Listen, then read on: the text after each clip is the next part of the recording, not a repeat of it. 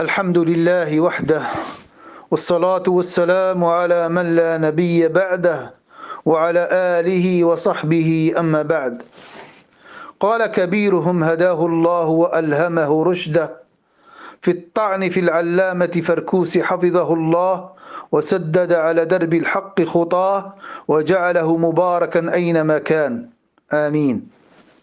فقد قال وبئس ما قال كنت مخدوعا، ويكفيني حديث نبينا محمد صلى الله عليه وسلم: من خدعنا بالله انخدعنا له.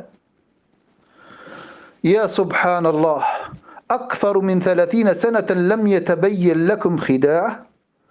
بالأمس القريب كنتم تثنون عليه الثناء العطر، تاج رؤوسنا، ريحانة الجزائر، وتبرئونه من كل تهمة فاجرة. قلتم في من اتهمه بالسرقات العلمية أنه يهمش ويهجر ولا كرامة له. وقلتم أيضا، ومن أعجب ما نسمعه ومن أغرب ما تلفظ به بعض من ابتلين بهم في هذا الزمان، اتهام بعض العلماء بالسرقات العلمية، كاتهام بعض الشذاذ شيخنا بالسرقات العلمية، وهؤلاء لفرط جهلهم من جهة، وعدم معرفتهم برجالهم من جهة أخرى. ورجالنا بالدرجة الأولى هم علماء وهم سادات هذا البلد، أحب من أحب وكره من كره. الله جل وعلا رفع فيه قدر شيخنا، الله جل وعلا رفع فيه قدر شيخنا وإمامنا وعالمنا الشيخ فركوس حفظه الله. يأتي سفيه ليتهم هذا العالم بأنه صاحب سرقات علمية، بمعنى خلاصة هذا الافتراء أن الرجل لا علم له، إنما سرقات يسرقها. ولو عرف هؤلاء قدر هذا الرجل لعلموا، وأنا أقولها لهم، أن شيخنا في جلسة واحدة لو سألته سؤالا لأجابك بكتاب في غرفة فارغة لا كتاب فيها، بما أنعم الله جل وعلا عليه من هذا العلم الذي رفعه الله جل وعلا به. فنسأل الله جل وعلا أن يجيرنا وأن يبعد عنا شر هؤلاء الأشرار، وأن يحفظ شيخنا وسائر مشايخنا من مشايخ أهل السنة والجماعة.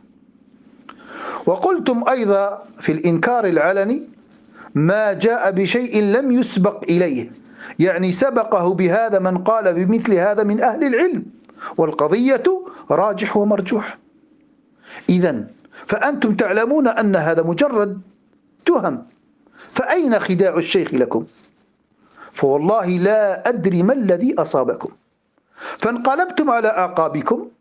بين عشية وضحى أصبح الشيخ سروريا قطبيا وتكفيريا خارجيا، يدعو إلى حمل السلاح على إخوانه، ويخرج في المظاهرات في الصفوف الأولى، وجل كتبه سرقات علمية، وأخيرا وليس آخرا إنه مبتدع.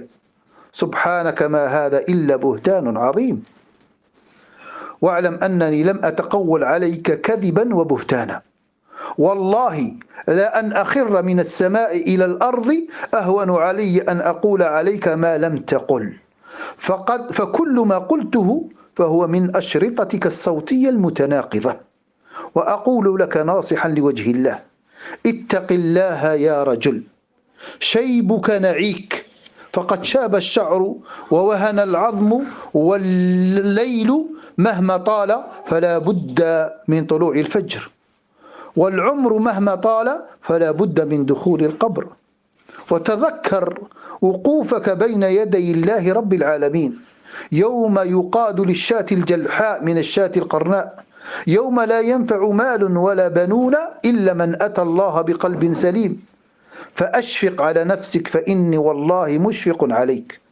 وأما قولك يكفينا حديث نبينا محمد صلى الله عليه وسلم: من خدعنا بالله انخدعنا له، هذا لم يثبت عن النبي صلى الله عليه وسلم، بل هو مأثور عن ابن عمر رضي الله عنهما أنه كان إذا رأى من عبيده طاعة وحسن صلاة أعتقه، فكان عبيده يفعلون ذلك طلبا للعتق، فقيل له: إنهم يخدعونك، فقال من خدعنا بالله انخدعنا له.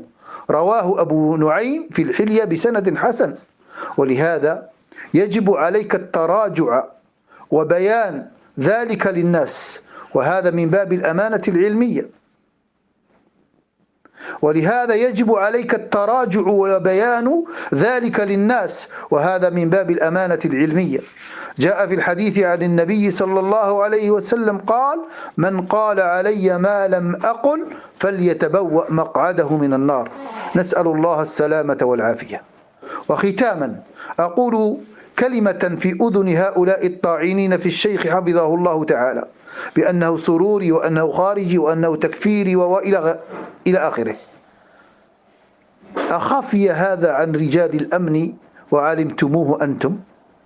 قولوا لنا إن كنتم صادقين. فالشيخ بحمد الله يعرفه الخاصة والعامة، يعرفه رجال الأمن، يعرفون عقيدته ومنهجه، يعرفون سعة علمه، يعرفون صدعه بالحق، لا يخشى في الله لومة لائم. قولوا ما شئتم فوالله لن تضروا الشيخ شيئا. نسأل الله أن يحفظه من كيد الكائدين وحسد الحاسدين، وأن يختم لنا وله بخير ما ختم به لعباده الصالحين، إنه ولي ذلك والقادر عليه. وصلى الله وسلم على نبينا محمد وعلى آله وصحبه أجمعين. كتبه أبو عبد الحليم محمد عبد الهادي الجزائري يوم الثلاثاء 10 شعبان 45 و400 وألف للهجرة.